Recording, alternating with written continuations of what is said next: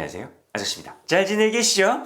오늘은요 14만원짜리 샤오미 완보 T2 맥스 하고요 64만원짜리 LG의 시네빔 PF50K를 비교해보려고 했는데요, 안타깝게도 이 중국 내수용 제품을 인터내셔널 펌웨어로 업그레이드하는 도중에 고장이 나버렸습니다.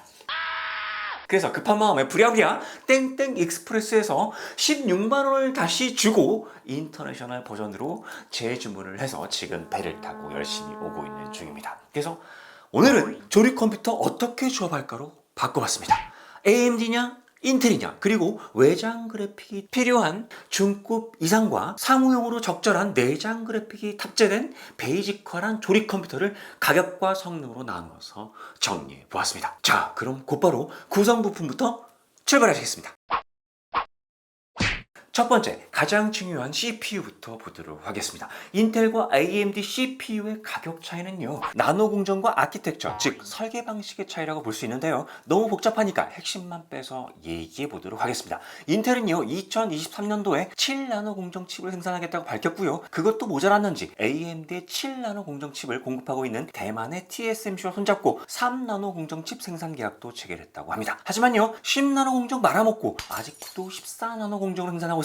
이게 뭐 그리 중요하냐고요? 하지만요 미세 공정으로 갈수록 전력과 발열 효율이 좋아지는 데다가요 하나의 대형 다이가 아닌 여러 개의 소형 다이를 사용할 수 있게 되니까요 그만큼 수익률도 높이고 비용도 절감하게 되는데 인텔은 그렇지 못했던 것입니다. 더군다나 AMD는요 인피니티 패브릭을 사용해서 마치도 하나의 대형 다이와 같은 성능을 보여줄 수 있는 젠이라는 코드명의 아키텍처를 발전시켜 나가고 있는데요, 작년 11월에 젠3를 발표해서 이전 세대인 젠2보다 19% 이상 처리 성능을 향상시켰습니다. 그래서 라이젠 5000 시리즈는요 이미 가격 대비 성능 측면에서 인텔과 비교 대상이 아닌 거죠. 뭐 물론 한간에서는 같은 코어와 스레드로 구성된 CPU는 이 인피니티 패브릭을 이용한 소형 다이의 AMD가 대형 다이를 갖춘 인텔의 칩보다 느리다는 설들이 있는데요, 사실 전력과 발열 효율에 의해서 발생되는 문제들과 상쇄되는 측면을 보았을 때는 오히려 그 반대가 될 수도 있습니다. 여튼 성능에 대한 얘기는 너무 복잡하고 지루하니까요 이거저거 따지지 않고 제가 즐겨보는 CPU 벤치마크 사이트에서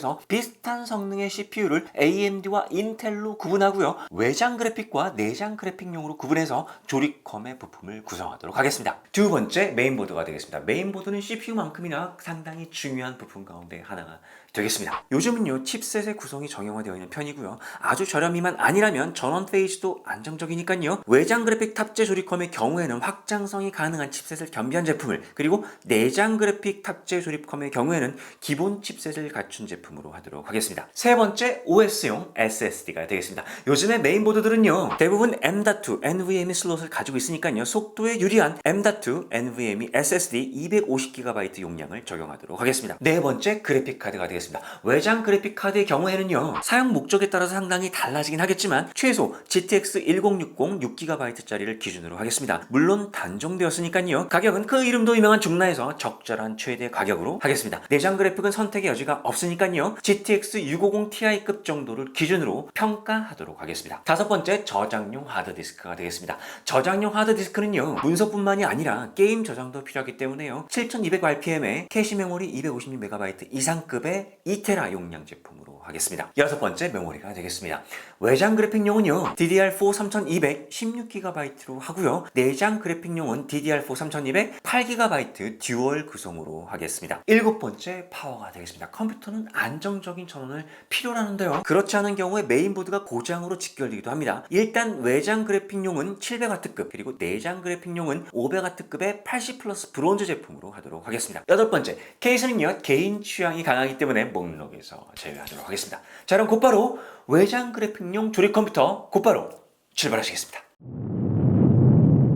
외장 그래픽이 탑재되는 중급 이상의 컴퓨터, 먼저 CPU 먼저 보도록 할 텐데요, AMD CPU 3종과 인텔 CPU 3종을 비교하도록 하겠습니다. CPU의 성능은요 벤치마크 사이트에서 얻은 정보가 되겠습니다. CPU의 크로스 플랫폼 성능, 그러니까 운영체제, 컴퓨터 프로그래밍, 컴퓨터 언어, 프로그래밍 언어, 소프트웨어 등의 동작 성능과 싱글 스레드 성능, 그리고 종합 성능으로 구분되는데요, 복잡하니까 그냥 다 빼버리고요 종합 성능 점수로만 구분하도록 하겠습니다. 지금 현재 AMD 같은 경우는요 AM4 소켓 대응 하이엔드 CPU는 라이젠 9 5950X인데요. 벤치마크 사이트에서 종합성능 46,055포인트이고요. 인텔은 서버용을 제외하고 2066 소켓 대응 i9 10980XE가 종합성능 34,108포인트가 되겠습니다. 자, 그럼 지금부터 소개해드리는 CPU의 성능이 어느 정도 성능인지 대략 비교해보실 수 있을 거라고 판단됩니다. 먼저 AMD 라이젠 7 3700X는요 22,812포인트, 인텔의 코어 i9 10900F는 21,119포인트로 종합성능에서 AMD가 조금 앞서고요. 가격도 8만원 정도 저렴합니다. 두 번째는 라이젠 5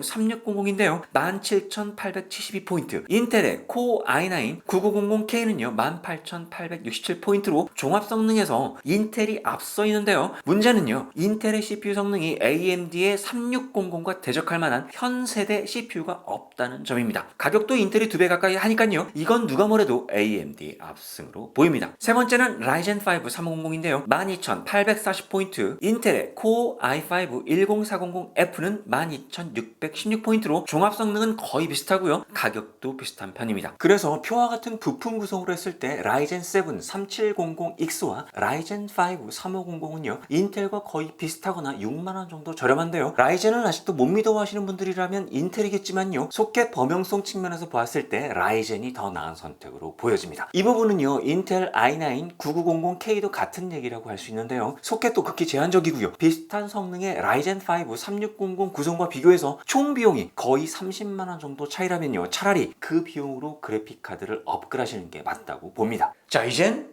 인텔인지 AMD인지 선택이 가능하시게 되겠죠. 자, 이제 곧바로 사무 업무용으로 괜찮은 내장 그래픽이 탑재된 조립 컴퓨터 곧바로 출발하시겠습니다.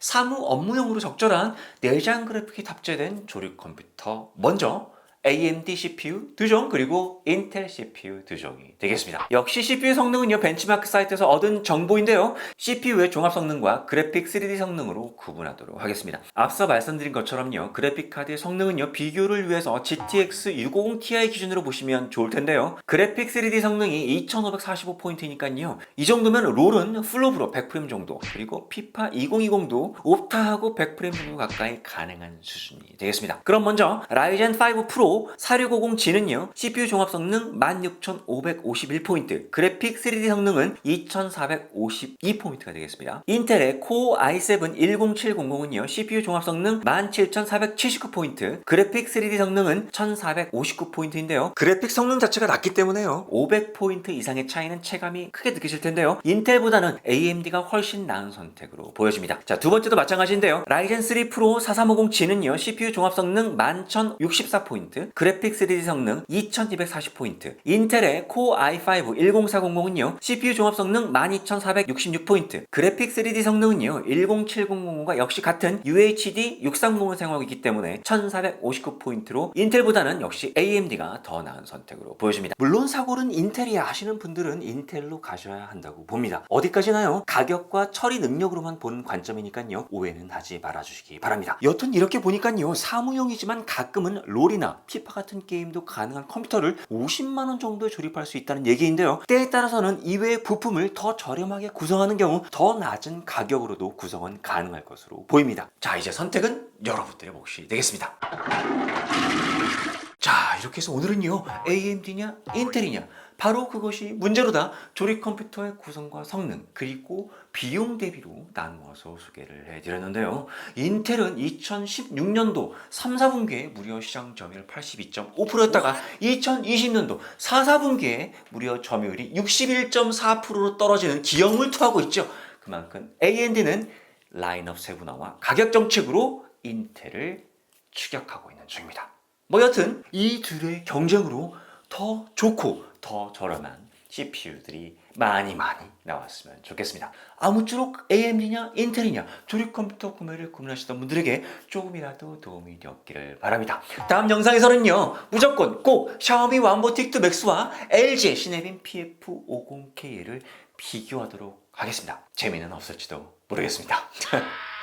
오늘 여기서 인사를 드리고요, 저는 다음 영상에서도 같은 모습 더 나은 정보로 찾아뵙도록 하겠습니다. 아저씨는 언제나 여러분들의 소망을 응원합니다. 오늘도 안전하고 즐겁게 화이팅 하세요. 안녕.